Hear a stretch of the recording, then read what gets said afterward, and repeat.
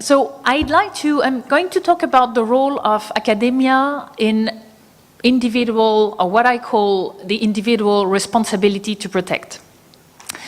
And the point I'd like to make is that when participating in a struggle against the worst forms of social injustice and abuse, individuals within academia and beyond can benefit from a reinterpretation of the doctrine of responsibility to protect, and a reinterpretation of the doctrine that acknowledges the potential role of individuals and academics in the doctrine. But I have to start with the doctrine of responsibility to protect for those who are not familiar with it. This concept of responsibility to protect establishes that there exists in both domestic and international politics responsibility to protect people from the worst forms of crimes. So we're talking about people under threat of genocide, crimes against humanity, ethnic cleansing, or war crimes. And the R2p doctrine insists on the primary responsibility of governments and states to protect their populations, or the populations living on their territory. But it also says that should a state prove unable or unwilling to protect a population from mass atrocities, the international community, and it's commonly understood as being the UN, so the international community then has a responsibility to step in to protect or contribute to the protection of a population. And in the common understanding of R2p, the UN Security Council is widely perceived to be one of the primary bearers of this responsibility. Now, the R2p concept has been endorsed unanimously about a decade ago during the 2005 World Summit. There have been since many UN Secretary General's reports on how to implement R2p, yearly discussions among states. The Security Council has invoked the concept a number of times, including to justify, you may recall, the 2011 military intervention in Libya. So in many sense, this concept of R2p is regarded as a successful norm entrepreneurship process, because within a decade we have a concept that really has been established as something that nobody would really question or dare to question. Now, this concept on the one hand is a subject of very lively debate, in particular in Western academia, but it's also perceived rather skeptically in other parts of the world, including, I think, here in the Middle East. Quite interestingly, Palestine is generally conspicuously absent from most R2p discussions. There is an overall reluctance in the R2p literature to acknowledge Palestine as a case to which the R2p doctrine would be applicable. And of course, doing so means or implies recognizing that some of the gravest international crimes are occurring or have taken place in Palestine. And it's quite telling that during the 2014 Operation Protective Edge, in spite of the very well-documented pattern of attacks on civilian infrastructure and civilians, there was really,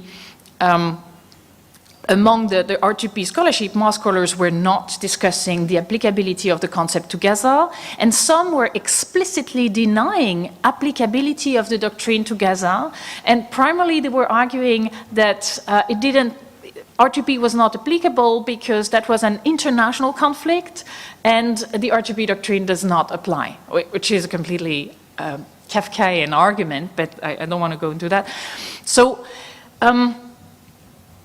here, talking about R2p, I have to first acknowledge that I think many people in the region, in the Arab region, with an eye on the Palestinian case, perhaps also with an eye on the war in Syria and its civilian death toll, that from that perspective, R2p may look like a doomed concept. And this really came up from a research we did jointly with Fateh Hazam on R2p, the Arab perspectives on R2p.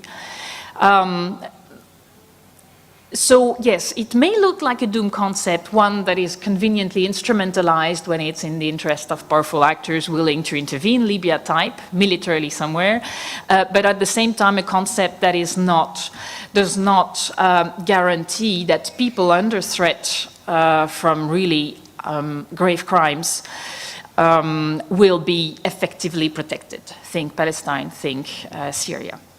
So from that perspective, one may think R2p does not have much more to offer than international law, that in many instances is also regarded as sort of, not particularly useful either. Just quick note that to acknowledge the fact that also beyond the region, the debate on R2p, even though it's been officially endorsed as a concept, hasn't stopped, and there are really different approaches, primarily between an essentially Western reading of R2p that tends to be more understood primarily as allowing for military interventions, etc., and a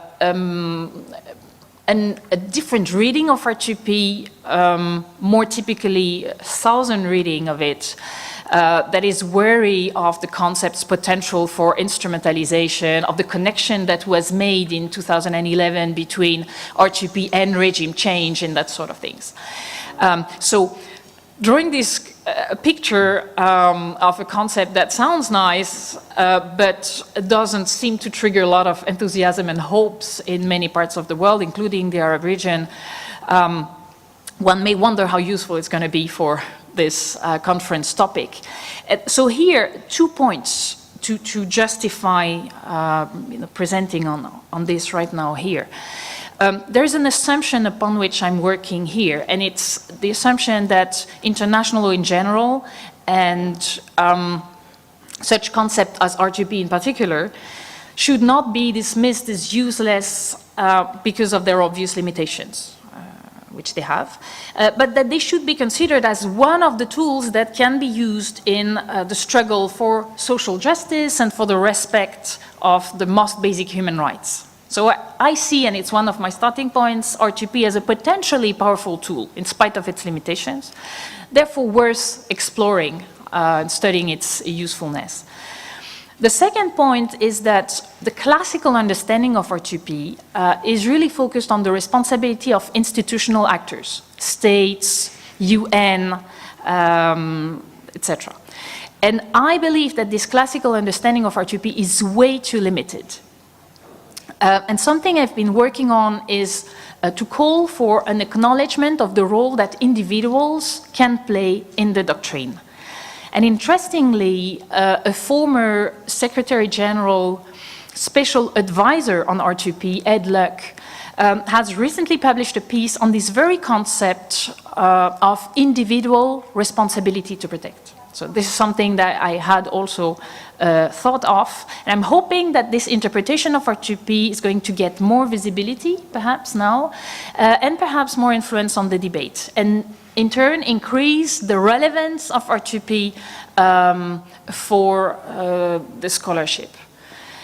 Now, if we admit that R2p is a potentially powerful concept that resonates particularly in the West, and if we agree that R2p could, maybe ought to be interpreted as including the responsibility of individuals to take matter in their own hands and try to do their part, in particular in the worst cases of international paralysis, so meaning when you have grave patterns of abuse, but the institutional actors that are normally supposed to step in don't do their job. In that case, we can see R2p, and particularly its individual iteration, as a tool, as a doctrine that can serve the struggle against the worst forms of injustice and abuse. And this is understood as a struggle that's not primarily conducted and driven by states, but by individuals. Now, one of the persons that inspired me personally to come up with this notion of individual R2p and acknowledge the role that individuals can play is late Rachel Corrie. In one of the emails that she wrote to her parents a few weeks before her death in 2003, she was justifying, explaining her engagement for justice in Palestine in terms that I find strikingly close from what R2p, or all what R2p is supposed to be about. The way she was describing the situation in Gaza as amounting to where she was, as amounting as a form of genocide, just an abuse that is so overwhelming that it justifies dedicating dedicating her life to making this stop. This very, very powerful position, and this made me think that such actions had absolutely to be acknowledged as part of the doctrine, that this is actually the real, where the real responsibility to protect comes from, much more than when France, for example, invokes that concept to justify an intervention, a military intervention to topple a dictator somewhere. So precisely in those cases in which there are widespread and grave abuse that may be considered to really amount to the top of the iceberg when it comes to crimes, so talking about crimes against humanity, war crimes, etc. And when the usual institutional actors are not doing their job and perhaps even actively or passively contributing to make things worse, in those cases I'm arguing that the R2p doctrine has to acknowledge the actors that do take actions, that do fill the void. I believe in most instances this being triggered by outrage. And those actors are individuals, activists of all kinds. And the Palestinian, the case of Palestine is really ripe with this, BDS movement, or think of Israeli conscientious objectors, Russell Tribunal for Palestine. So you see individuals, both insiders and outsiders to the conflict, taking action one way or another. And so I'm arguing these actions should be recognized as part of R2p because this is fundamentally what they're about. They should also be recognized because it seems that in those instances of international paralysis, individual actors are the ones that can make a difference and maybe push for action on the part of institutional actors. So you see, I'm slowly reaching this conference focus to argue that within the range of individual actors one may think of, academia has a crucial place. So as a place of knowledge production, expertise, but also to gain visibility. So academia is in a unique position to contribute to the deconstruction of certain discourse, to shed light on certain facts. And I'd like to take just a couple of examples to illustrate. Take the scholarship of Ilan Pappé, his work on ethnic cleansing of Palestine. So looking back at the birth of the Israeli state and documenting and labeling the process that took place in parallel with the creation of the state as a form of ethnic cleansing. I got you. Need 1 minute. So this to me is an example that scholars have a crucial role to play in this labeling act, denouncing ethnic cleansing, war crimes, apartheid, and indirectly allowing others also to use the concept of R2p. Because as soon as you establish that we are dealing with some of these worst forms of abuse, then we can have R2p step in, and really it has become a strong concept that I think can be used with some relevance. And of course, beyond the individual scholar, you have the academic institutions, students, professional associations that can contribute to raise awareness and undermine a discourse quite dominant in the West when it comes to Palestine, and discourse that contributes to maintain current policies. And I'm coming to really to my conclusion.